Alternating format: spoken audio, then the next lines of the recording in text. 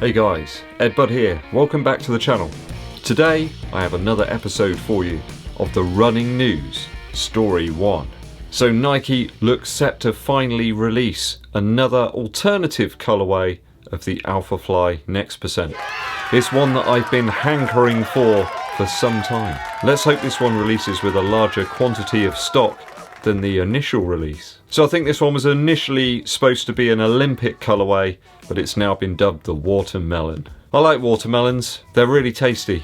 Good memories of eating them over in Spain. Anyway, this version of the Alphafly Next Percent has a pale green midsole. I believe they're calling it Barely Volt. There's an off-white, almost sail type colour in the atom knit upper, and then red and blue air units. I think it's supposed to launch summertime, so if you look outside now it's raining and a bit overcast, so probably means it's summertime here in the UK. I think it's available in some of the Asian markets already. Over in Japan, it is listed on the website there. It's a lot of yen. I'm not entirely sure how much Earth credits that translates into, but I've yet to see it over here in the US or UK markets. Hopefully it'll appear soon and we can taste that watermelon.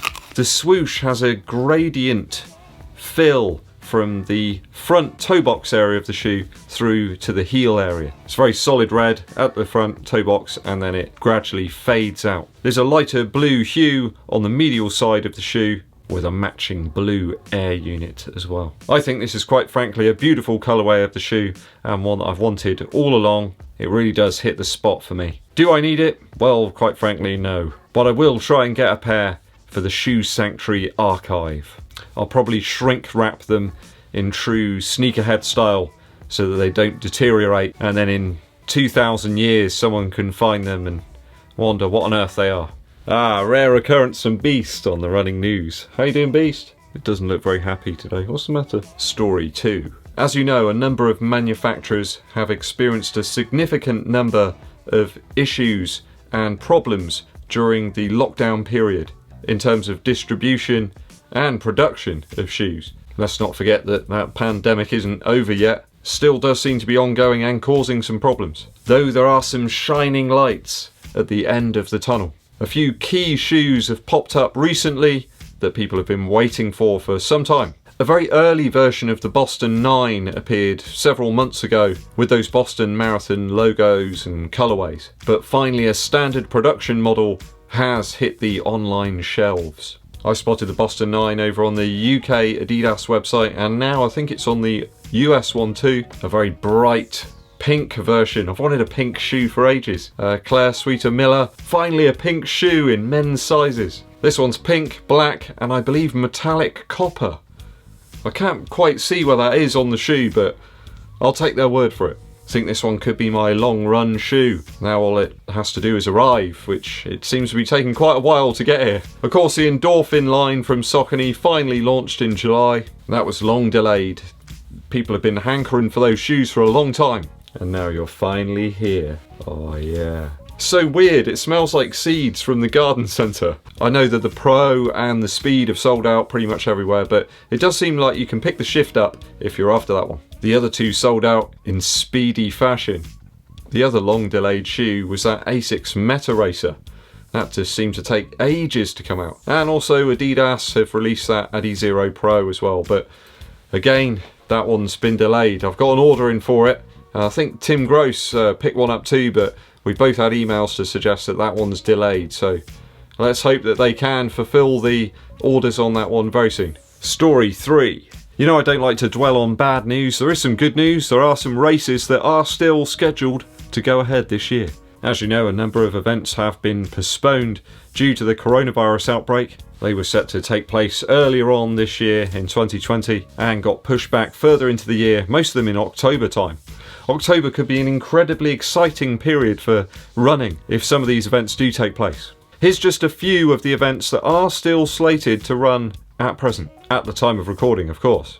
So October the 25th could see the running of the Barcelona Marathon. This one's actually quite a flat course. I never realised just how flat it was. I think there's about 690 metres of elevation gain over the whole marathon distance. It's not too bad. Though I think the last mile looks to be quite a tester. It's pretty much all uphill. The Paris Marathon is just announced has been delayed for a second time. That's now set to take place on November the 15th. I think it was originally the 18th of October. So there must be something that they know about, or they must have some belief that they can run the race in November. Be a bit chilly by then, especially for those of us who like to wear the short shorts. I think after they've consulted with police and with the city itself, they've decided to shift it a second time, perhaps to see how things do develop in terms of the lockdown. A little sad news though, the Hamburg Marathon, which was slated to take place on the 13th of September, now has been plunged into a little bit of doubt. The organisers have now suspended registrations for that race after there was an announcement from the city, whereas there wasn't too much clarification about how spectator movements, and also advice was quite minimal about how they could ensure distance was kept between spectators and runners and also staff members at the race. I think there's some confusion about how hygiene measures can be kept, or at least enforced. So bit sad that. Let's hope that they can still run that race. Obviously the clock is ticking a little bit on that one. It's not too far away. Have any of your planned races been cancelled, or are some of them still running? Let me know in the comments below. Story 4. One of those big marathon races is that of the Boston Marathon. That one is now a virtual event. Perhaps if you lost out on running the actual event earlier in the year and you had an entry, you can switch that across to a virtual entry. I believe that opened up on the 7th of July. As I said, if you were participating in the original event, you can now enter online. If you do, you will receive a post-race package with your medal, t-shirt, etc. As long as you provide proof you have completed that marathon distance. I think if you register as one of the first 15,000 people to do so, you get a pre-race package with some extra items as well. I can see many events adopting this policy. Any scheme to try and get some type of competitive running going. It gives entrants a chance to race those distances that they may have spent a huge amount of time training for. Though some people may question the relevance of such an event, it's one of very few options that we have right now during the lockdown period. People are looking to have some sort of competitive racing going on. Obviously there was Impossible Games in Norway, and I know Seth Damore's been hitting the mountains trying to grab those fastest known times. I've been making sure to keep up my consumption of pizzas to at least 2 a week. Certainly seem to be getting a little faster though. Thing is those long runs. That's all the running news for this week. A quick musical interlude. As you know, I'm a big Neil Young fan. I've been tuning in to some of his online concerts from his house. He's been doing these fireside concerts on his porch. They're really, really cool.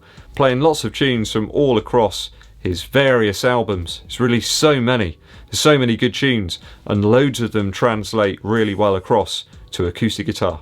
I think during lockdown, with Neil and his age perhaps, he's had to be super careful. Of course, he's had some medical issues in the past as well. These concerts sound great. You can put them on the TV and it just feels like Neil Young's inside your living room. So do check those out across on Neil Young's archive website. I'll put a link in the description so you can check it out. Thanks for sticking with us to the end, guys. We've got lots of videos coming up later in the week surrounding that endorphin speed, if you're interested. If you're a new viewer and you haven't done so already, it would mean a lot to me if you'd hit that subscribe button and click the bell for notifications of when I launch those new videos. It helps the channel out a huge amount also if you give this video a thumbs up like. Make sure you share it with your running buddies. My name's EDDBUD and I'll be seeing you.